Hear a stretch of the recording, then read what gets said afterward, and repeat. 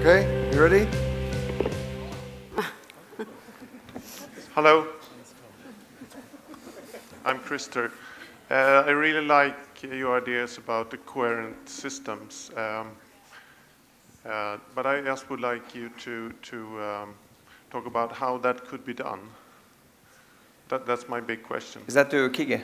Yeah. Yeah. How could this be done? I don't know. We have to design that. No, I think what we need to do to press forward is that we need, I mean, you all know the thousands of people. You all know many, many people doing amazing stuff. But you need to work together. You need to, I think one of our challenges right now is that we all think we have these genius ideas. But no, it's not like that. Many other people have these ideas. We have to combine them. We have to work together. And we have also to challenge our governments, for instance, and our companies to do better solutions. For instance, in Copenhagen, where I come from, we just had to redesign the climate, we just designed a climate adaptation plan. And actually, that was quite a cool design, because where many other cities are just like doing, they're just stopping the water, you know, for coming where it's not supposed to be. But what Copenhagen did was to lay out the entire city and try to figure out how could this city work in the future.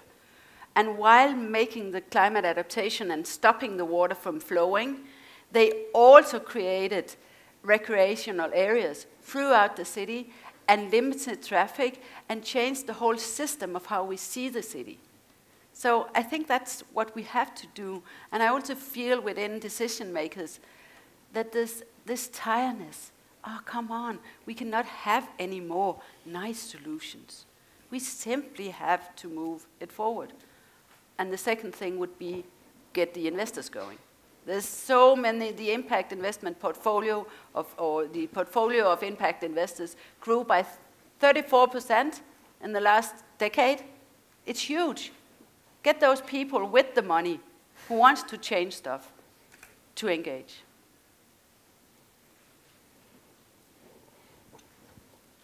Thank you very much. Wow, that was quite an answer. Any? I do think, I mean, this is a very big topic. And I think from the other talks, we also see what we talked about, like rough ideas, exposing the design process actually to the users, to citizens, if we're solving the problem for a whole city.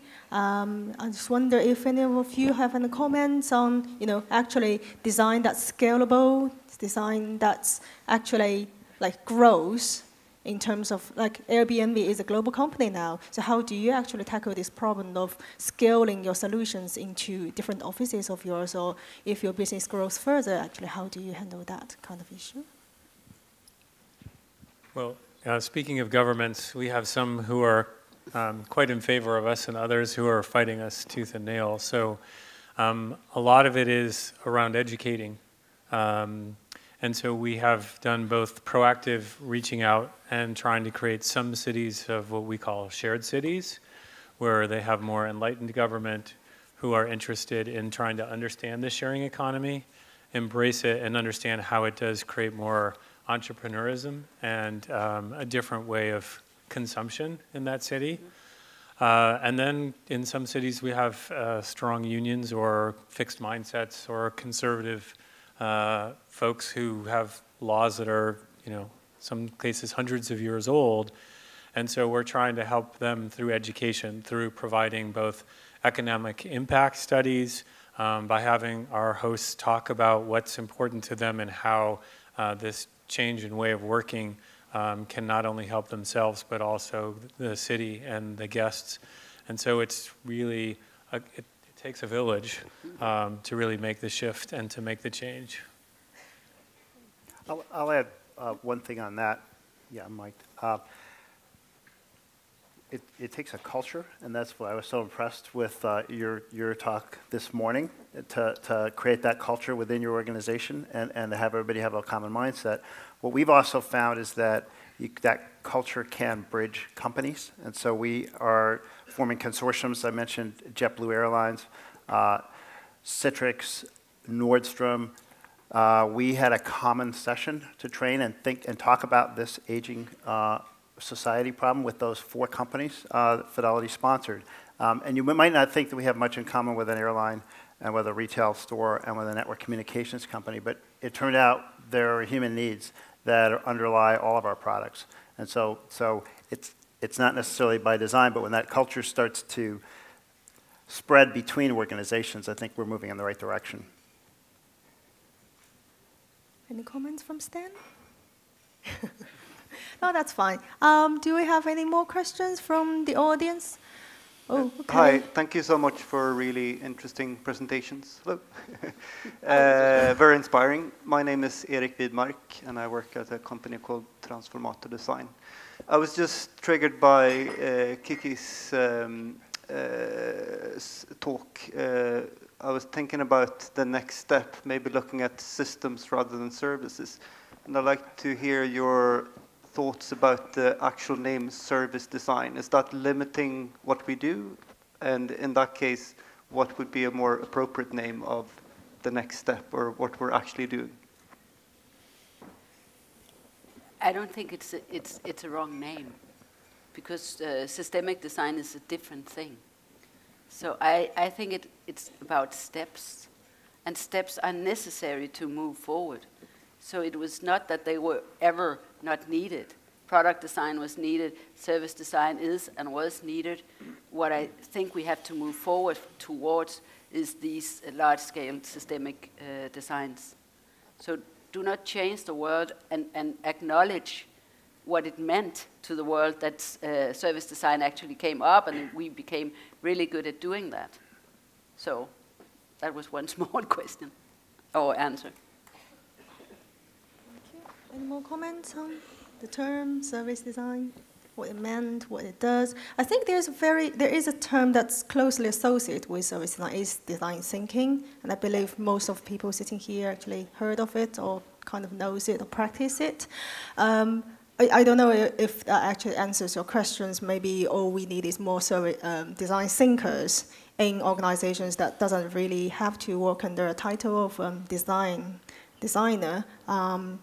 I guess maybe something we can have a sort of little discussion here is, what do you see as a role of people who with design skills, who can visualize problems, who's actually full of ideas, always trying to solve problems and ask good questions, and what kind of role do you see them in organizations in the future, where organizations are twined with bigger problems and bigger issues our society is facing at the moment? So what kind of role do you see these people can play, and how they can start their journey here?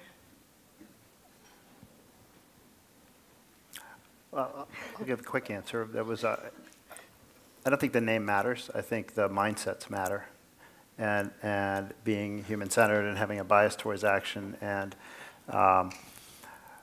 really engaging people from all disciplines are what matters, and the name is important because it binds us. But I don't think it's the name; it's the way we approach what we do that matters. And I would say one more thing, because when we talk about design, when we talk about service design, nobody understands it. So you're right. When we talk about design thinking, I mean, if 50% left us at service design, 100% will leave us at design thinking. How many of you could actually tell me what that is? Yeah, okay. So that is a big problem. But what I think designers can do, and what we will have to do in the future, is that we work from each of our professions. And we come together in different teams, as you've been through a process, and we work together towards these larger solutions. There's one thing I would mention, though, which is like something I really fear, that when you work in cross-disciplinary teams, you're actually professionals coming together. And what I see right now is that some of the main competences of designers are being lost now. To me, what designers are really good at is basically giving form. That might be an intangible form, or it might be tangible, but they're good at giving form, they're good at materials, they might be tangible or intangibles, and then they're really, really good at processes. But what I see right now is that the main competence of designers to visualize and give form is being lost, because all of us want to do services or even large-scale systemic designs. So being a designer, or if I was a designer, I would secure at the schools that this main competency of designers were not lost. You still have to be able to draw free-handed, not only in a computer. You still have to be able to know your materials. You still have to be able to visualize. Because that is one of the things designers actually brings to the table. So do not leave that.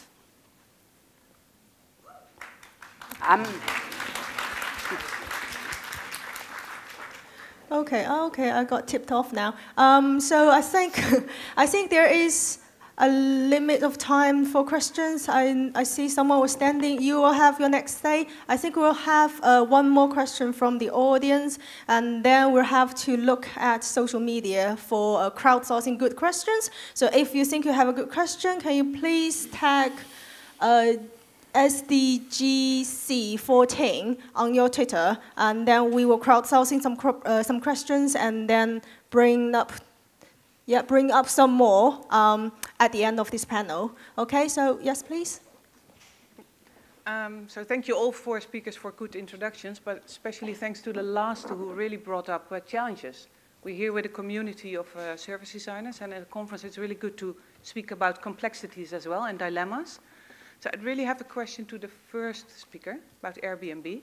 I love the service, I've been using it for years, but there are some complexities there that come with scale.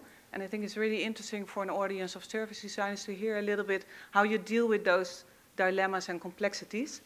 Because there's so many hosts outside, and coming from Amsterdam, I know as well that sometimes it puts a lot of pressure as well on neighbors, and because it's like almost commercially used. So how do you design in your service to deal with that, with the sort of ethical dilemmas of how do you, because you're talking about this great experience of hosting and receiving guests, how do you keep those, let's say, principles when you're scaling up so much?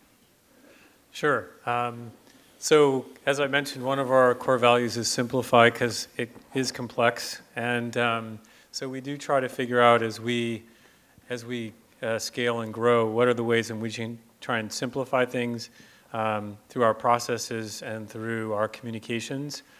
I would say it goes back to the same thing with governments as with our hosts and our guests. It's around education. So it is a new way of traveling, and so we're trying to help improve a host's approach to how they become their own hospitality organization, how they deliver personal hospitality and local experiences. So it's a lot for us, on the one hand, around how to educate hosts to provide the information that a guest is looking for and to create a welcoming environment and all the things that an individual would need. And then what we hear from our hosts is that we need to start educating guests as well. So we can't have guests show up and feel like they're at a hotel where they have 24-hour room service, where there's a gym, etc. And so we're starting to also help educate our guests to understand what they can expect, and also how to use the system and the platform to find the right match. And so back in San Francisco, we're trying to do much more on the back end in engineering of trying to figure out better matchmaking. So how can we ask guests the right questions that will help us to figure out how to match them with the right hosts? And until then, we're in this situation where we're actually really trying to drive towards utilization to decrease complexity and to increase awareness through our review process. So every time you travel on Airbnb, guests and hosts are asked to review each other. And we've gone to a double-blind process because it was that one was afraid to give a review on the other in fear that you were going to look bad. And so we've now gone to a double-blind review, so neither of them are published until the other one has given the review. But as a host, the guest reviews are how they decide whether or not they want to bring someone into their home.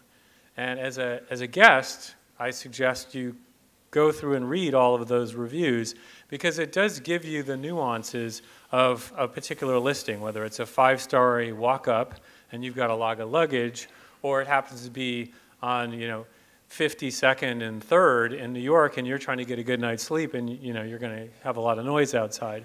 And so as we scale, to your point, I think it is about making sure that we do the best we can on the design part of the website with FAQs, with helping people to understand how it works.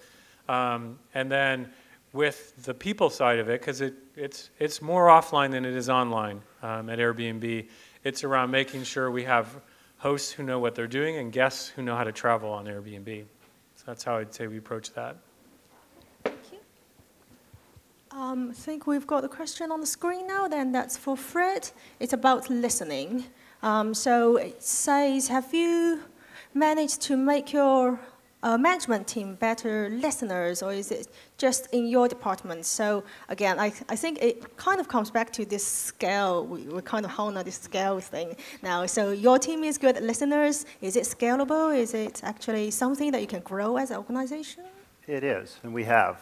Is it perfect? Maybe not, but my team is very much focused on education through the organization, and so we now have a process in our executive approval process where we don't approve a project unless alternatives have been considered, and alternatives have really been fleshed out, and we don't approve projects unless the voice of the customer has been thoroughly vetted.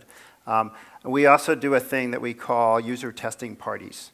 That are parties, where we bring people in to projects early on, and the senior executives are sponsors, so that the broader team sees the work. So I'm very invested in creating better designers. I agree there's a specialty in design, but to create people who listen better throughout our organization, and we are making progress.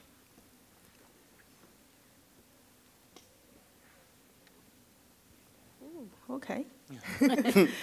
that sounds really fantastic, actually. As an organization, you're all coming into this listening to the authors, and it's becoming a quite empathetic organization, I think. And I think that comes to, do we have any more questions from the audience? We still have 3 minutes. I have a question. Thank you for your talk, Kiki. I really like the idea of large-scale services, but I'm thinking it can or maybe will lead to market monopoly. Have you got any comments or thoughts around that?